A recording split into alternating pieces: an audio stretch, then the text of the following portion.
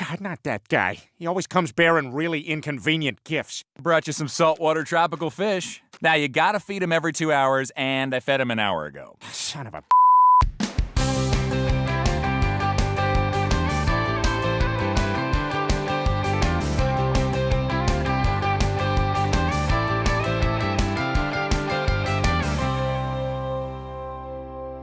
Hi everyone, I'm Luke Hector and this is The Broken Meeple, a show where I rant and rave about board games, but let's be honest, it's more about the ranty part. We'll get on with the show in just a second, but it's been a while since I've talked about them, and they are my sponsor after all, so just give them a minute of your time. As gamers, we find it hard to deal with empty shelves, some worse than others. You therefore want a supplier that has what you need at affordable prices and delivers on time. For me, that supplier is Kiender. They offer a discount on bulk purchases as well as a point scheme for future acquisitions down the line. If there's a hot title you're after, chances are Kiender's got it. Wingspan? Mine. Arc Nova? Mine. Eclipse? Actually I hate that game, it's terrible, but you might like it. If you use the referral link in the description below and sign up for a new account, you'll get 5% discount on your first order over £60. So let's make gaps in your collection a thing of the past. Get down to Kiender and start saving today. Thank you for listening and enjoy the rest of the video. Get on with it. So we're talking about one of the most popular games that came out at Essen. Yes, I already talked about SETI, and that was certainly one of the hyped games for the convention. This is definitely up there, if not possibly more so than SETI. I mean, it was pretty popular. Everybody wanted to try and grab this one. You know, the only place you're likely to get it for a while is from Essen. God knows when this will get a UK release or a US release. But the fact that Furlan Spiel, when it comes to their games, tend to basically have a booth at Essen and then run out of copies quite quick. You know, they have a queue system for a reason. If you don't get there soon, chances are that queue's going to fill up and everybody is desperate to get like the English copies of these particular games. Fair play to them, they make some pretty popular games. Well, this one was on my list because I actually played this slight cheat back in the UK Games Expo. I forget it was the designer, I think it was more one of the publishers, one of the agents from the publishers, brought a prototype, a final prototype of the game down. It was essentially finished, just quality of components, and we played a full three-player game at the time at the Expo. And I gave my thoughts on those review videos. By all means, check them out if you want even more detail. But this one now finally is in my hands, a full-fledged copy. It's essentially a sequel to Glass Road. This is a game that I had to warm up to. You know, originally I wasn't a fan of Glass Road. The card system I found a little bit chaotic, especially at 4 players. Now I actually quite like Glass Road, though I will admit I do prefer it with less players rather than more. So I would play it with 2 and 3, probably wouldn't play it with 4, but I did warm up to that. And a lot of it is, well, we'll get on to certain reasons why later. This is the sequel to it. So it takes one of the mechanics, the resource wheels, and basically doubles that in terms of scope, but it replaces that card system with a map system with little like tradespeople that you can move around and stuff. And of course there's buildings that you can build and victory points to be earned and a lot of resource gathering. So question is this a worthy sequel? Does it eclipse the original? Can it run side by side? It's not exactly making its title well known with a tiny little tagline for Black Forest, but I mean, I guess if you're from Germany you'll actually recognize the Black Forest. Personally, I've never actually been there, but it looks very pretty. I'd like to give it a look. But the question is the game good? Let's get on with it. What are you waiting for? A kiss goodbye? So Black Forest at its core is a resource management game. Everybody has control of their own estate with various different terrain pieces already set up, like forests and cornfields and lakes and so forth.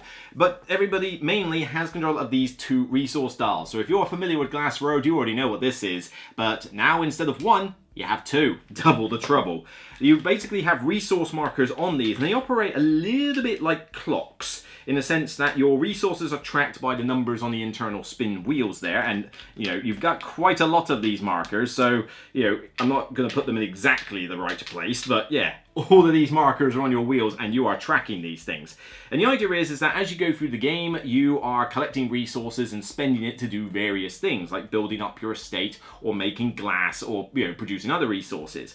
But your resource wheels work on this system where basically as you spend resources or gain them, your wheel will continue to move if there is scope for it to do so, like there's no marker blocking its path. So if you get yourself a bunch of charcoal, sand, and you know, water, and what's the other thing that needs wood, then you'll have space between the spokes of your wheel and where those resources are. It will automatically move along and produce one of the secondary resources, glass. whether you like it or not. Yes, you have a situation where sometimes you produce resources only for them to get sucked away because it wants to make the secondary resource of glass, or in the other wheel's case, provisions. So this is essentially a cool sort of juggling match that you've got to play with these resources. Bricks get to live on the side on the track so they can get off scot-free. But what exactly are you doing with these resources on your turn? Well, this board is littered with all these different tradespeople. And this is just a fraction of how many are in the game, but you use them all. They're just set up in a specific way, and each one has a specific action on it. Sometimes you got to spend resources to do it. Sometimes it just gives you stuff, and there's one in particular, a traveling merchant, who you can pay a resource to swap it round with other tradespeople on the map, so they don't necessarily remain in the same place at setup. But if I just take this village here for example, everybody has a meeple. Start their turn, they choose whether to mess around with this merchant, but afterwards, on the first turn, they can go where they like, but on subsequent turns, you move along the map via these roads, and in order to do so, you have to spend provisions. Each road has a provision cost, you spend them from your wheel. It's one of the secondary resources. But then when you go to a village, you get to access the 2 tradespeople to the side of the spot you go on, and then you get to do those actions in any order you like. If another player happens to be there, you have to gift them one of your basic resources. It feels a little bit like Stardew Valley in that way. You know, every time you go out visiting, you have to take something along with you to pass by because you're gifting it to everybody to get friendship. It feels like a very friendly village where everybody gifts stuff back and forth. It pretty much is Stardew Black Forest, but that is a consideration to make, because you might not want to give them too many resources because obviously it's hindering you and possibly boosting them. Once you've done the true tradespeople and you've finished all the actions, that's it. Next player takes their turn. But on top of that, you also have jobs that you can fulfill, which are basically little contracts that come out on the board, and these are essentially sort of souped up versions of these. You know, you pay a lot of stuff, but then you get a lot of stuff in return.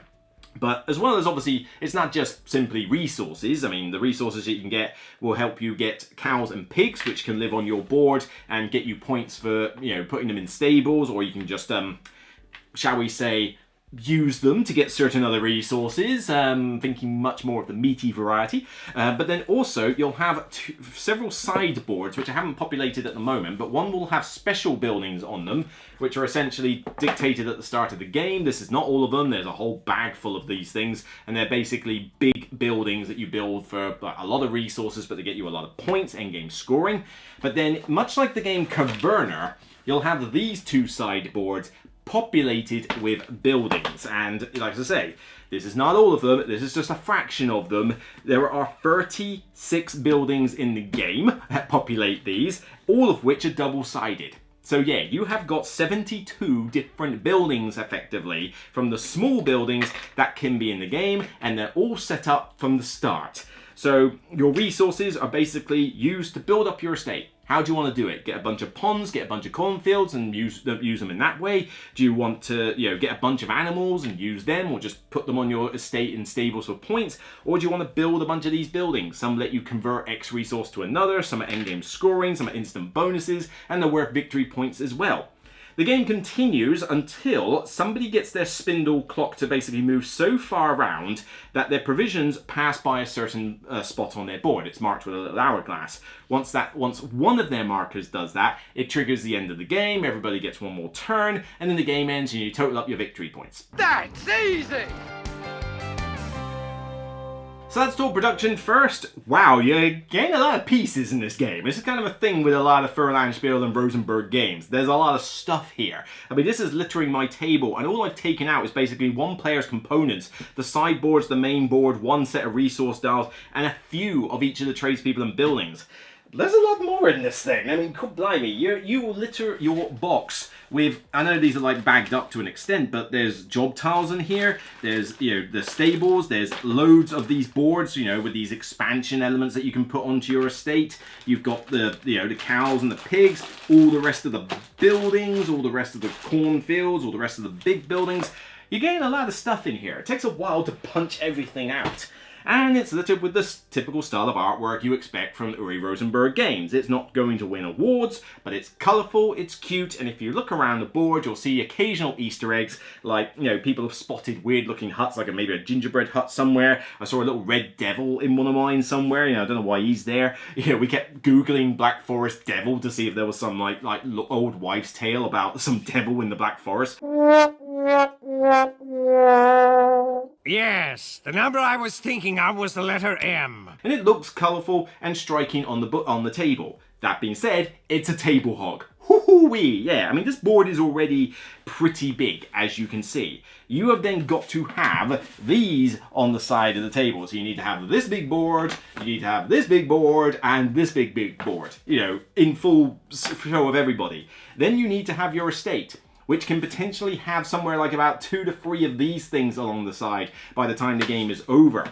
Then you need room for this thing. So imagine doing that with 4 players. Please excuse the crudity of this model. I didn't have time to build it to scale or to paint it. Now, yes, okay, these are not necessarily the most sturdy of boards, you know, they can warp to an extent, but they do have little divots in the back so that you won't have it sort of like, you know, constantly like this. But yeah, it's cardboard, it can warp, but all it takes is a little bit of bending back in place and they'll fit. I've never had a problem where markers have slid off this or the wheels have turned unnecessarily. I mean, these wheels are pretty sturdy. Once you put them in, they should, you know, turn, you know, at their own pace, like they won't just slip and go all over the shop. So these are fine. They do the job. Okay, yes, you could have some triple layered board that's solid concrete, but, you know, can you imagine what the price point with that would be? These work just fine. It all looks nice. I love the color green. It's all over the table. Great. A nugget of purest green.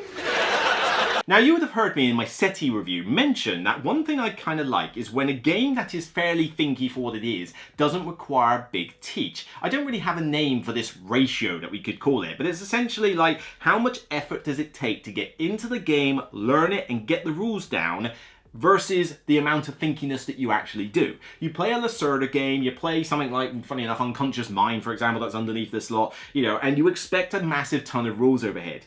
And then you expect a massive ton of rules complexity. This game certainly is going to make you think. It's going to make you plan ahead and consider what you're doing with your resources. But this does not require a long teach at all. I am pretty damn impressed. This rulebook has got the full appendix for every building and that in here, so you should never have an FAQ moment. You know, certainly I don't think I've had one specifically, but there's not a lot of rules in the game. I mean, you've got this basically explains some core concepts here. And honestly, this is only needed if you've never played Glass Road, but it's easy enough to tell what's what. It's a little text heavy, but there are some pictorial examples, but really, the gameplay is not that much. I mean, there's 2 pages for the gameplay, and then there's the rewards that you can get with things, and then end of the game. This is 2-player mode and solo play. And the solo play is basically mostly just to beat your own score with some character that runs around and occasionally gets in the way. That's pretty much what solo mode is.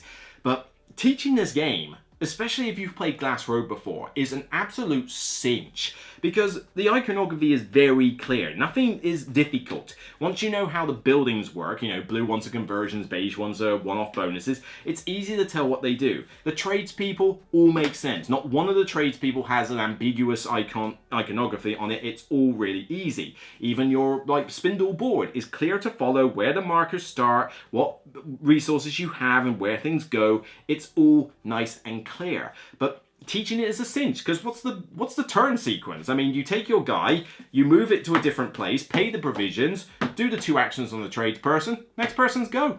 That's all it is. I mean, it's a very easy thing to teach. So for the amount of thinkiness that you are going to do, more on that in a minute, it really isn't a difficult teach. It's not difficult to teach this from the rulebook, honestly, and you know, yes, there will be video tutorials out there. I think even Grogan's done one, but you don't desperately need one. It's, you know, mid-weight level in terms of its rules complexity, and even easier if you've already had experience with Glass Road. We're not so different, you and I.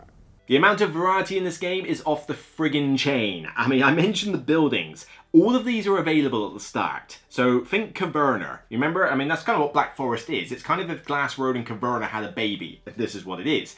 Caverna had all those buildings laid out at the start of the game, and you got all the options, and there was a lot of them in the game. Well, 36 buildings. You basically lay this board out, well, 2 boards, with all the different buildings, flip a bunch of them randomly to side B if you want to mix up, or you just do all A's or B's, whatever you want to do, and there's your building combinations. I mean, there are 36 buildings in the game, all of which are double-sided. The amount of combinations of buildings that you can have in this setup is insane, and that's not even including the special buildings, the more expensive ones, because you only put out about 4 or 5 of these max in the game. I think it's about 4 or 5. Let's have a look at the board. Yeah, 4, 5. Yeah, that's it. 4 or 5 of these, and the bag in the box has got at least about 15 of these things. So there is definitely a good amount of variety there. The only thing that doesn't adjust from a variety perspective is the tradespeople. Now, they'll be in different locations on the map, so you are going to get different combinations of, you know, like some villages being good for one thing and the like, but because the traveling merchant swaps the tiles around, that will quickly go out the window after the first few turns. But yeah, you don't have like extra tradespeople that are in the box or left out. You will use every single one. I'm kind of cool with that because these do need to be balanced with the game. If you had, and let's face it, there's enough variety elsewhere that I think if you also added variety for all these tradespeople, I think it would just go a little bit ridiculous. You know, there is such a thing as too much variety in the game. I can certainly think of several on my shelves that fall into that kind of category. It is just that the luxury edition has so much more eagle. You're going to have a different experience each time. Yes, the resource gathering is the same, but how you go about doing it is always going to be different. You know, with the tradespeople combos that you see, with the buildings that are out there, you'll look at them in the start and think, we're a bit short on charcoal, so that could be something that's hard to get, but hang on, if I grab some, if I'm good at food, if I can get meat, right, I can get some animals, get some meat, I can take that building, churn that into that, which with that building can churn that into that, that lets me get more of those, you know, that'd be pretty sweet. You know, and then with the jobs that come out, they give you little tactical opportunities as well. There's just a different way to go about the resource setup and how you're going to progress through the game, and people will play with different styles. I'll have a game where I focus a ton on animals. Somebody else will focus a lot on ponds. They'll get all the ponds and get their stuff that way. Now, some person might get all the ponds but churn them for different effects on the buildings, you know, which is still different from the person that's harvesting ponds and trying to keep hold of them. The buildings that you take are going to change your little strategies a bit. It's definitely got enough like legs to keep going for a considerable amount of time, and I have played this multiple times in a row. In fact, last Friday I took it to a friend's house, we played it, they're Uwe Rosenberg fans, and we literally played 2 3-player games in a row, and each of us did something very different from one game to the next, even though the main thing that changes is just some of the buildings flip over and you just rearrange the tradespeople. Nice and easy to go from one game to the next. Barely an inconvenience. Now, if you hated the cards from the original Glass Road, which to be honest, when I talk to people about Glass Road, that's the one thing I tend to hear the most. You either love Glass Road or you hate it because of those cards. And I know, because I used to be that person. Well, the cards aren't in this game. There is none of that pre-selection thing of what you do. It is a case of, right, I need to go to a particular village. You know where the tiles are. They could swap around a couple of them, and obviously somebody might be there, and it's like, oh, do I really have to give you a basic resource? All right, fine, I'll go there. It's surprising which groups are more willing to do that and which people are so stingy they refuse to give gifts to anybody ever at all costs. But that's kind of like the crux of the planning part of it. You haven't got that unknown chaos with the cards. That bit is gone. In fact, honestly, other than what effects other players do, there isn't really any random luck factor in this game. You know, the jobs that come out have got different effects. Which ones come out at which times is going to be random, yes, but that's the same for everybody. You know, it can affect everybody, both good and bad. And they're not exactly a staple to win the game, they're just more options that you can do. But everything else is laid out. No future buildings come out at random. No extra mechanics suddenly unveil themselves at random, which might benefit one person over another. Everything is there, you can see what's what, so in terms of the luck factor, it's very, very low. Incredibly low for this game. Dare say, pretty much negligible, which is a great thing when you are playing a thinky game with strategy and tactics involved. But if the reason you like Glass Road was because of these resource wheels, you are going to have a whale of a time, and I'm not going to lie, this is my favourite thing out of Glass Road. I think these resource wheels are brilliant as a concept. I like resource gathering games in general, but I think this is one of the best ways to do it. as much as I love getting a bunch of wooden pieces and saying, oh yeah, look at my corn, I've got all these like wooden corn pieces, you know, and stuff like that, or like, you know, I've got all the donkeys, look at all my little donkey meeples. I love that through and through. But the thinkiness and the cool planning you do with this resource wheel is such a good system. I love the fact that you just track them on here, and yes, you might push one out of alignment or something, but just be careful with your board, you'll be all right.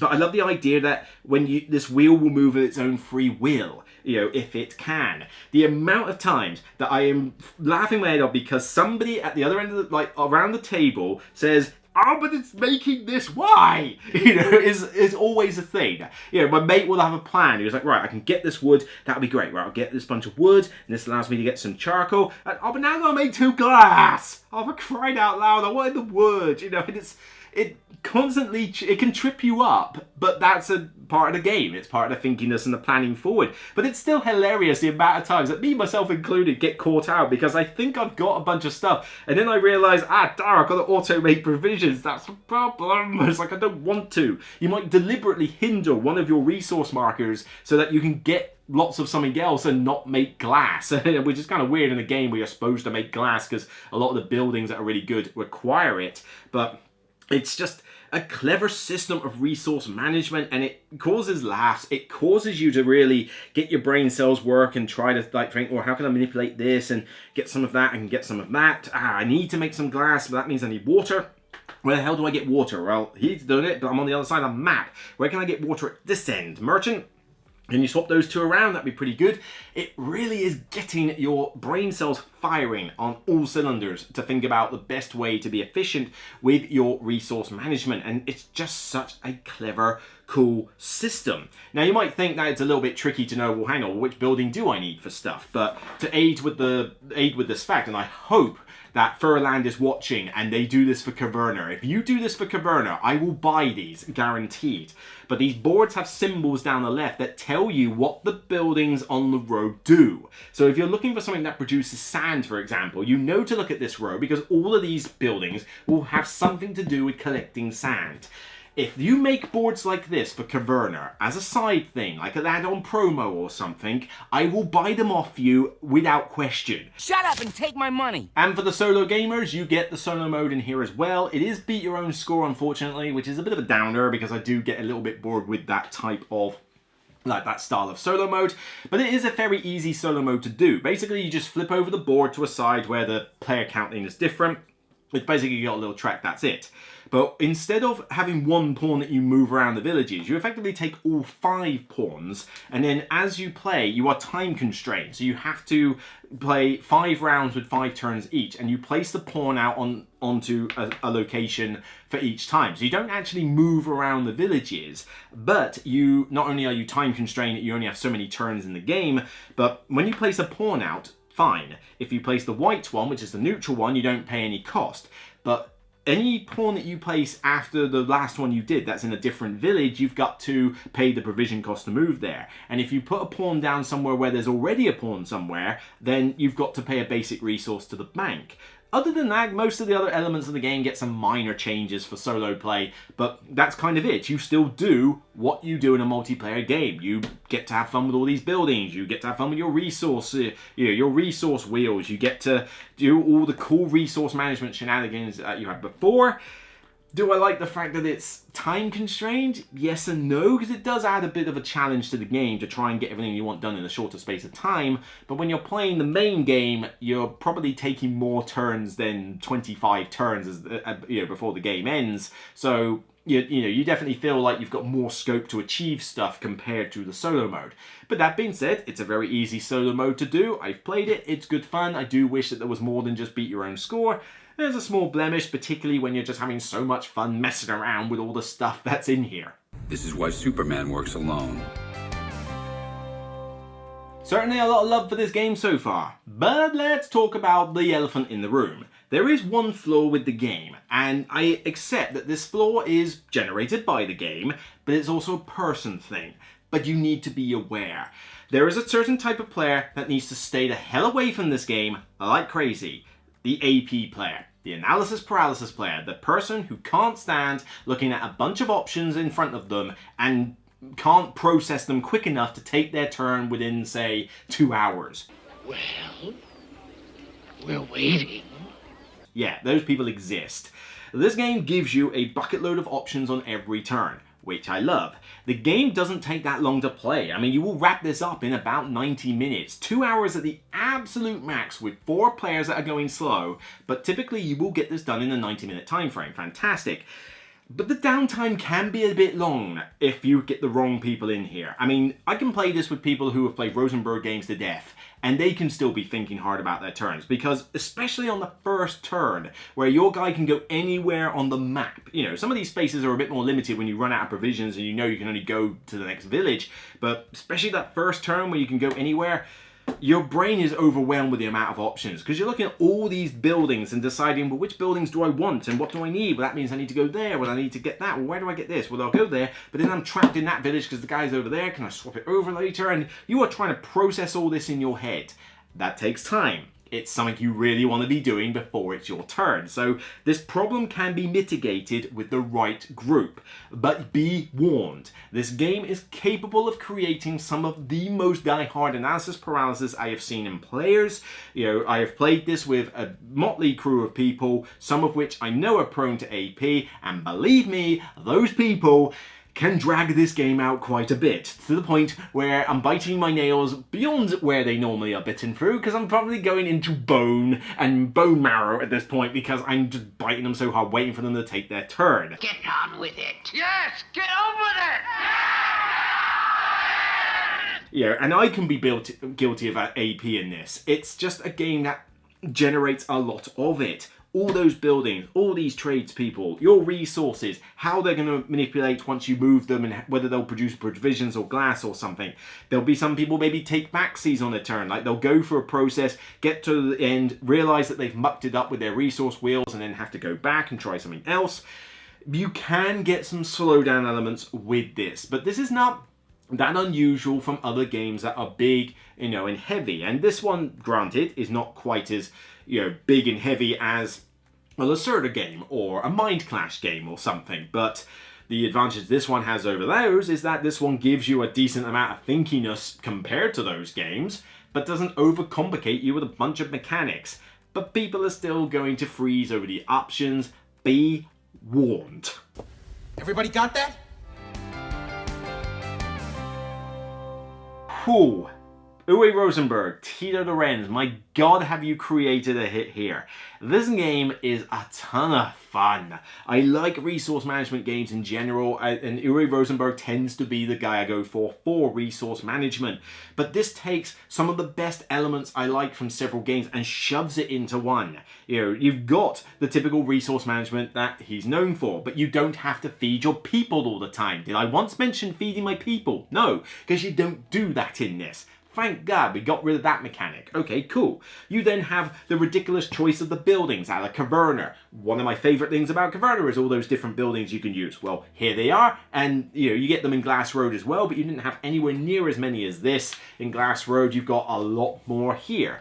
And then on top of that, you've got those resource wheels, which was the best thing out of Glass Road. You've taken away the cards, which is probably the weaker aspect of Glass Road, and certainly the divisive one for a lot of people. And you're left with the best element of Glass Road. So you've essentially taken a lot of these cool elements, shoved it into one game, and you've created basically a resource management fan's wet dream. It's a solid game all round. It's not difficult to teach. Even if you've never played Glass Road before, this one is one that you can easily teach to most mid-heavy gamers. If you've never played an Uwe Rosenberg game before, maybe you might want to put them on something a little bit simpler than this one. It's probably a bit much, but you know, for most people, I can teach this in no time at all. And if you've played Uwe Rosenberg games before, particularly Glass Road, I can teach this to you in minutes. It really is that fast. Now, it's not entirely flawless because you do have that big problem of the AP factor, but that is just a part of the game. And yes, it's still a flaw. You know, the game generates a lot of AP because of the nature of the beast, and games can drag with 4 players if you have those AP players in, although to be honest the game could drag with 3 players if you've got one person that won't hurry up and take their turn. You've got to plan your turns ahead of time, you need a plan B, and you need to know what you're doing. So as I say, this is not particularly newbie gamer friendly, you know, or even new to Uwe Rosenberg gamer friendly, but for those who like his works, for those who like these resource wheels and the choice of buildings and just resource management in general, this game is fantastic. And I've already, buzzed over, SETI when I did that review, but I think when all things considered, this one is better than SETI. This is easily, I think, my favorite game I've played this year. It is just such a blast. I will play this over and over again in quick succession. I love changing up what buildings I'm going to use. I've got all the variety in the world. I've got a solo mode if I want it. I've got, different ways to approach the tradespeople and all the different buildings.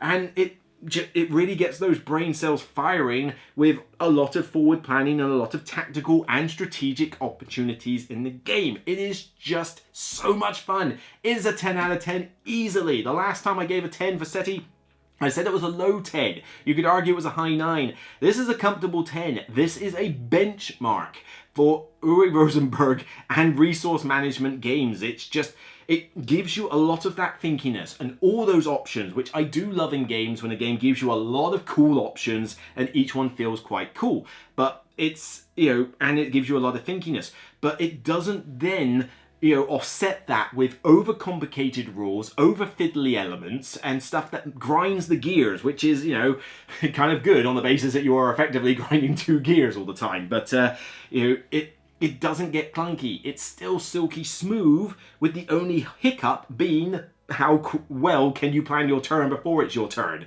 There is that aspect, but I just get on with it, have fun, see what I create at the end. The scores are low. They're usually below 50 points or so, which means that they're pretty tight in terms of scoring. I mean, you might have a game where you barely score about 30 or so points. Games can be tight and down to the wire. I've had games end on a tiebreaker or 1 point apart. I can't say much else good about this. It's just fantastic. 10 out of 10 benchmark, favorite game of the year, en route to be the best of the year, at this rate. It already impressed me at the Games Expo. It's now been great to get this back to the table and play it some more, and I just enjoy it every single time. Demand suddenly skyrocketed. You all saw it. So that's it for me on this episode of The Broken Meeple. If you like what you see, then please thumb it up on YouTube and thumb it up on Board Game Geek when it goes live on the page. Check out the rest of my Essen content. You can check out SETI, which I reviewed recently in a big format. Also gave it a very positive review. See how it compares to this. They're very different games, but yeah, it's not often I give a 10, and I've already found 2 games at Essen that I have, which, is that a sign that 2024 might be a big benchmark for gaming now? Or have I just got lucky and found 2 games that really sing to me? Who knows? But there's more Essen content coming, so check out what I've done so far and be on the lookout for what's to come in the next month or 2. Until next time, remember, regardless of whether you really desire to make glass or not, it's still only a game, so get it, have fun, get frustrated with the wheels, and have a good time. Bye for now.